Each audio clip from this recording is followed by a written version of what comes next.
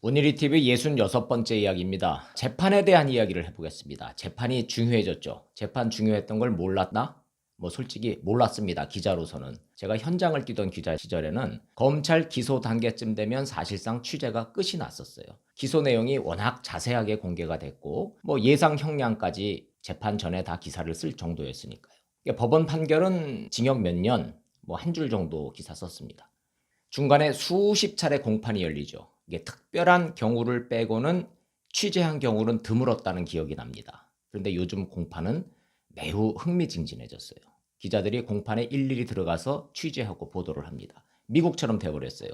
공판 중심으로 사법체계를 바꾼다더니 실감이 납니다. 이 모든 변화가 조국 전 장관 덕분이에요. 검찰 수사부터 기소까지 철저하게 틀어막았기 때문입니다. 압수수색, 소환조사, 영장 청구, 영장 심사, 기소, 그리고 공소장 공개까지 언론이 알 길이 없으니까 국민이 알 도리가 없죠. 조국 전 장관, 추미애 전 장관이 그토록 강조하는 피의 사실 공표 금지 때문입니다. 근데 사실 미국의 워터게이트 사건도 따지고 보면 피의 사실 공표였었는데 오늘의 주제는 그게 아니니까 재판으로 넘어가도록 하겠습니다.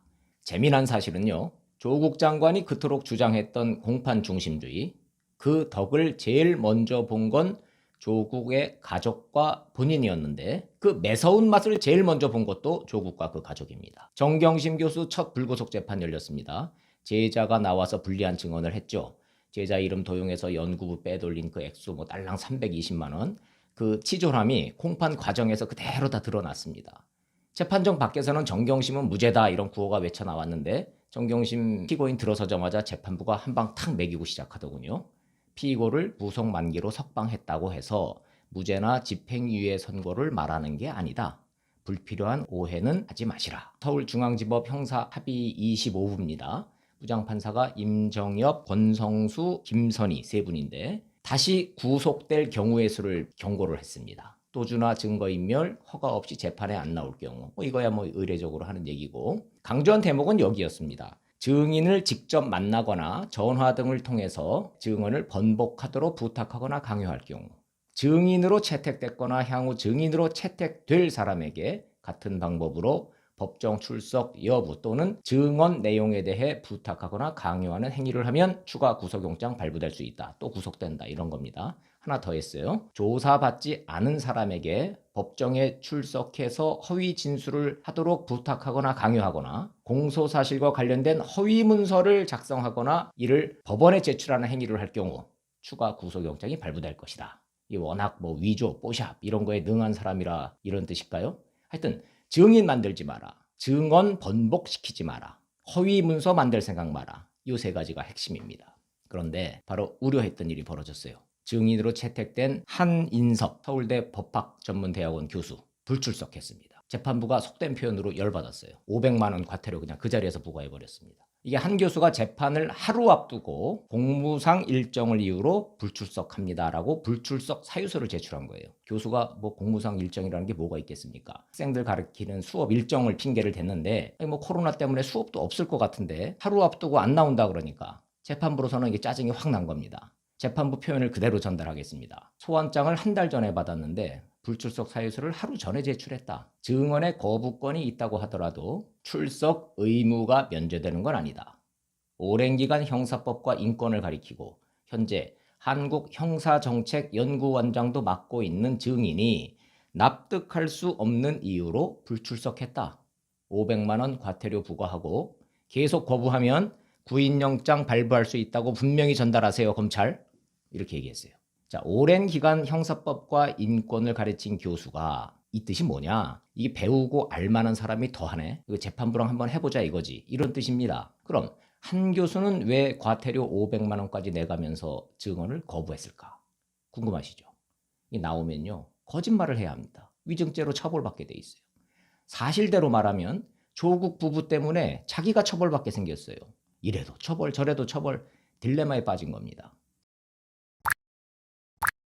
상황은 이런 겁니다. 조국 부부의 딸 조민이 서울대 공익인권법센터 여기 허위 인턴 증명서 받은 혐의를 받고 있어요. 다 아시죠? 발급자가 한인섭 교수, 당시 센터장입니다. 조민의 한영외고 친구 그 장모 씨, 그 장 씨도 서울대 공익인권법센터 인턴 증명서를 받았죠. 아버지 단국대 의대 교수가 조국의 딸 조민을 도와주고 조국은 장 교수의 아들을 도와주고 스펙 품앗이 법정에 나와서 다 증언을 했습니다.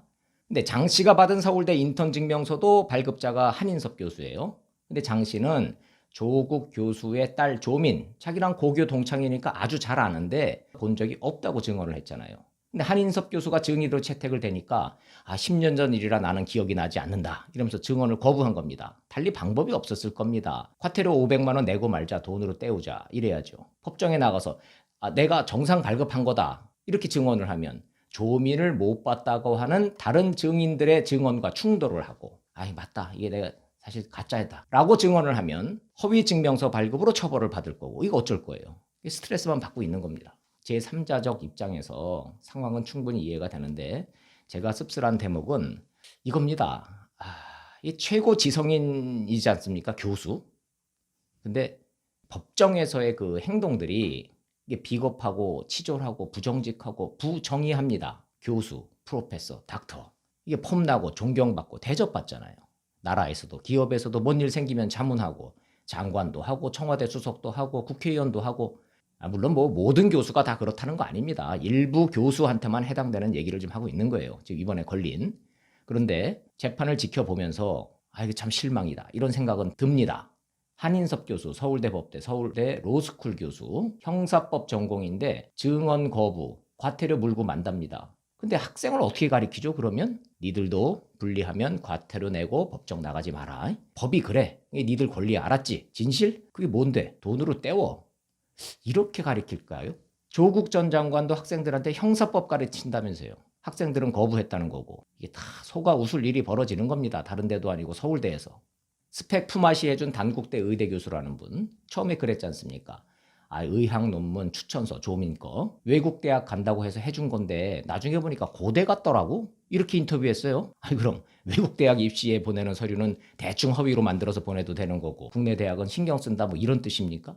이게 대학 교수가 할 말이냐 이겁니다. 생각 자체가 그랬던 거예요. 다들. 정경심 교수 재산이 수십억이라고 알려져 있는데 보조 연구비 그 허위로 빼먹은 거 그 달랑 320만 원 딸 아들 장학금 이리저리 알뜰살뜰 다 챙긴 거 이거 어떻게 받아들여야 할지 이게 당황스럽다 이겁니다. 근데 참 정경심 교수는요. 근데 재판 과정에서 판사한테 과태료 400만 원 받았습니다. 사모펀드 주범 오촌 조카 조범동 그 증언 나오라 그랬는데 같은 그 법적 권리 내세워서 거부했죠. 과태료 400만 원. 그다음에 냈을 거예요 아마. 원래 기자들이 공판을 이렇게 세세히 안 봤다니까요. 그동안에는. 지난 수십 년 동안 취재 관행이 그랬어요. 근데 이게 다 조국 전 장관이 새로 만든 취재 환경이다 이겁니다. 자 이제 결정적인 그 재판 취재로 안내를 해드리겠습니다. 검찰 공소장에 적혔는데 그동안 취재가 막혀서 잘 안 알려졌던 사실들이 속속 나오고 있습니다. 조국 전 장관의 딸 고등학교 1학년부터 3학년까지 부산에 있는 호텔에서 2년 3개월 동안 인턴 실습했다는 그 확인서. 물론 그 확인서 자체가 허위라고 검찰이 기소를 한 상태입니다. 그걸 서울대 의전원과 차병원 의전원 입시에 넣었던 거죠. 공소장에 적시된 내용이에요. 근데 생각을 해보세요. 홍길동도 이런 홍길동이 없어요. 서울에 있는 한영외고를 다녀요. 천안에 있는 단국대 의대 가서 논문 썼대요. 공주에 있는 공주대 가서 실험 연구했대요. 부산에 있는 호텔에 가서 실습 인턴했대요. 이 모든 스펙의 증명서가 다 있어요. 철인 3종 경기 선수 수준입니다. 재판에 증인으로 나왔죠. 그 부산에 있는 호텔의 식음료 팀장이. 검찰이 이렇게 묻습니다. 고등학생도 인턴 실습을 진행한 적이 있습니까? 증인. 그런 사실 없습니다. 검찰. 피고는 딸이 주말마다 부산으로 내려가서 아침 9시부터 저녁 6시까지 무급으로 일했다고 하는데요. 이렇게 물어요. 증인. 고등학생이 저희 호텔에서 인턴했다는 이야기는 그 누구로부터도 들은 사실이 없습니다. 하나 더 나왔습니다. 조국 전 법무장관 연구실 컴퓨터에서 압수를 한 영문으로 작성된 코넬대 추천서. 추천서 내용은 이렇게 돼 있더군요. 물론 영어입니다. 원문이. 크리스마스에 고객 찬사를 받을 수 있는 멋진 계획을 만들었으며 통일이 되면 평양의 5성급 호텔 첫 지배인이 되겠다는 포부가 있다. 이게 조민에 대한 추천서 내용이 영어로 이렇게 적혀 있다는 겁니다. 호텔에서 나온 그 증인. 이런 영문서 또한 처음 봅니다. 우리 회사 직원이 관여한 사실이 없다고 확실하게 말씀드릴 수 있습니다. 전 제일 웃기는 대목이 이 대목이더군요. 검찰이 조국 전 장관 컴퓨터에서 그 인턴 확인서를 확보했다고 말씀을 드렸죠. 검찰이 공소장에 이렇게 적어놨습니다. 근데 인턴 확인서에 파일 작성 시점이라는 게 있을 거 아닙니까? 그게 2009년 8월 2일이에요. 8월 2일에 문서를 작성을 한 겁니다. 그런데 파일 내용을 보면 2009년 8월 8일부터 9월 27일까지 호텔에서의 활동 상황을 적어놨어요. 그러니까 타임머신을 타고 미래로 갔다 온 겁니다. 이 내용만 보면 따라. 넌 앞으로 이러이러한 인턴을 하게 될 것이야. 내가 보고 왔어. 뭐 이런 식인 거죠. 검찰이 법정에서 물었습니다. 증인한테. 호텔에서 장례 실습 사항까지 미리 발급해 주나요? 증인. 그런 건 없는데요. 자, 이게 이런 일문일답을 듣는 판사 머릿속에 뭐가 그려질까요?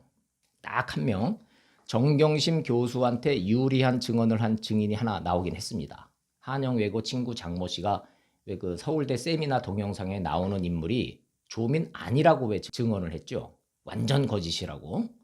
그런데 서울대 공익인권센터 그 직원 정반대 증언을 하러 나왔습니다. 조민 맞다고, 내가 봤다고, 뒤풀이에서 만났다고, 만나서 아버지가 조국이라고 인사를 했다고 이렇게 증언을 했습니다. 근데 검찰이 그 증언을 듣고 질문을 이렇게 추가로 합니다. 증인, 검찰 조사 때는 세미나에 조민이 있었던 것 같다. 당시엔 조 전 장관의 딸인 줄 몰랐고 나중에 사건이 불거진 뒤 언론에서 사진이 나오는 것을 보니 그 학생이 조민인 걸 알게 됐다. 이렇게 진술을 했습니다. 그런데 법정에서는 봤다고 그러고 검찰 조사 때는 그때는 몰랐다고 했고 뭐가 진실입니까? 이렇게 물었어요. 그랬더니 그 증인이 버벅버벅대다가 제 기억이 왜곡될 수는 있습니다. 언론에서 조국 교수의 딸 조민이라고 계속 봐서 점점점 하면서 말을 얼버무린 거예요. 결국 재판장이 개입을 했죠. 아니 아까는 봤다고 그러더니 이제는 기억이 왜곡될 수 있다고 하고 도대체 무슨 말입니까 증인?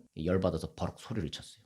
판사도 사람이니까. 결론적으로 1차 불구속 공판 정경심 교수에게 모두 불리한 증언만 줄줄이 나왔다. 이렇게 정리가 가능합니다. 딱 한 명 유리한 증인이 나오긴 했는데 횡설수설하다가 증언의 신빙성이 떨어진다. 재판부의 핀잔만 받고 끝났다. 이게 1차 공판의 결과입니다. 제가 조국과 정경심 교수의 재판 중요하다고 했습니다. 재판 자체도 중요하지만 조국, 최강욱, 황운하, 윤미향까지 의혹받고 수사받고 기소돼서 피고인 돼서 재판받는 사람들이 장관 되고 국회의원 되는 세상이에요. 너도 나도 큰 소리만 칩니다. 주류가 바뀌었다. 세상 바뀐 거 느끼게 해주겠다. 우리 사회 곳곳에 친일파가 남아있다. 대통령은 피고인 신분인 최강욱 열린민주당 대표에게 전화를 걸었답니다.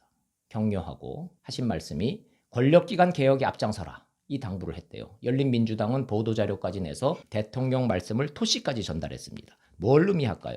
조국 아들에게 허위 인턴 증명서 발급해준 혐의로 기소돼서 재판받을 예정입니다. 최강욱 대표.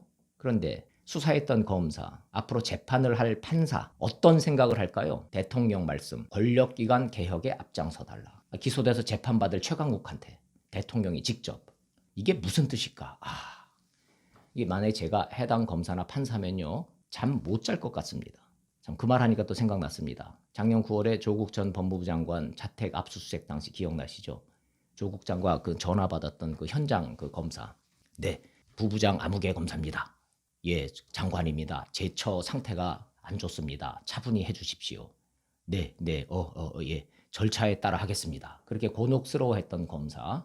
이름이 이광석이고요. 연수원 33기인데 결국 사표를 냈더군요. 정경심 구속 만기로 석방된 바로 그날 5월 10일입니다. 정경심 교수 직접 수사한 수사팀장이었고 법원이 왜 공소장 변경 안 해줘서 재판부랑 막 신경전 벌였던 그 검사입니다. 왜 옷을 벗었는지 정확한 이유는 모르겠는데 사건을 제일 잘 아는 검사가 이제 없다. 이 상태에서 공판이 진행되게 생겼다. 여기까지만 말씀을 드리겠습니다. 과거와 달리 공판 지켜보는 게 흥미진진하고 짜릿짜릿하고 예측 불허입니다. 오늘의 얘기는 여기까지 하고 원일이TV 생방송 예고하겠습니다. 내일 토요일 5월 16일 오후 6시 진보 농객 김수민과 함께하는 원일이TV 생방송. 진보 정권의 앞길과 진정한 진보의 가치에 대해서 고민하고 소통하는 시간 갖겠습니다. 많은 관심 부탁드리겠습니다. 원일이TV 마칩니다. 고맙습니다.